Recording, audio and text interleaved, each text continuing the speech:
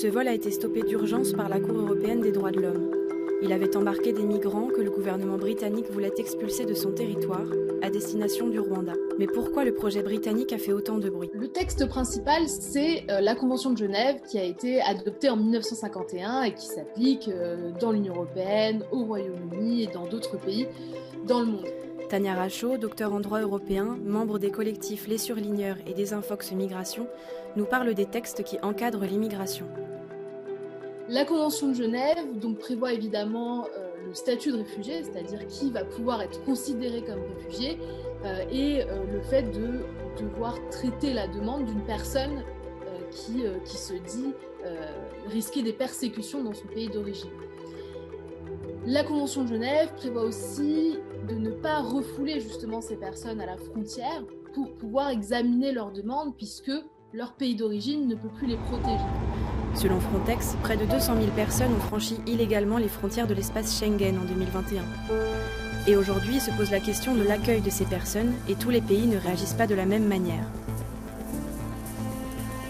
Pour diminuer le nombre de migrants sur son sol, le Royaume-Uni a signé en avril 2022 un accord avec le Rwanda qui va les accueillir contre 140 millions d'euros. Un projet qui a provoqué la colère des associations. Mais malgré les oppositions, le gouvernement britannique est décidé à poursuivre son objectif. This government will not be deterred from doing the right thing. We will not be put off by the inevitable legal last-minute challenges, nor we will allow mobs, Madam Deputy Speaker, to block removals. Or, le Royaume-Uni n'est pas le seul État critiqué pour sa politique d'immigration. En 2021, le Danemark avait voté une loi qui permettait un projet similaire avec le Rwanda. Toutefois, aucun transfert vers un pays tiers n'a eu lieu. La Hongrie, de son côté, a été condamnée à plusieurs reprises par la justice européenne pour sa politique d'asile. C'était le cas l'année dernière, quand la Cour de justice a rejeté la loi dite Stop Soros, qui empêche les migrants de faire une demande d'asile s'ils viennent d'un pays où leur vie n'est pas menacée. Certains États engagent d'autres stratégies. La Pologne, par exemple, a entamé en janvier la construction d'une clôture à sa frontière avec le Bélarus, qui était destinée à bloquer les migrants. Mais les stratégies des États qui cherchent à contenir les flux migratoires hors de leur territoire ne fonctionnent pas toujours.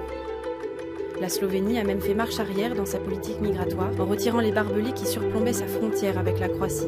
Pour le gouvernement, cette clôture n'atteignait pas son objectif, qui était de décourager celles et ceux qui franchissent la frontière. Et pour Tania Rachaud, les États ne pourront pas mettre à l'arrêt toutes les situations irrégulières. Les demandeurs d'asile, des potentiels réfugiés, fuient leur pays puisqu'ils sont persécutés par leur pays. Donc l'arrivée dans une situation régulière, finalement, c'est plutôt la situation minoritaire en fait. La logique voudrait qu'un futur réfugié soit parti de façon forcée, n'ait pas eu le temps de s'organiser avec des papiers d'identité.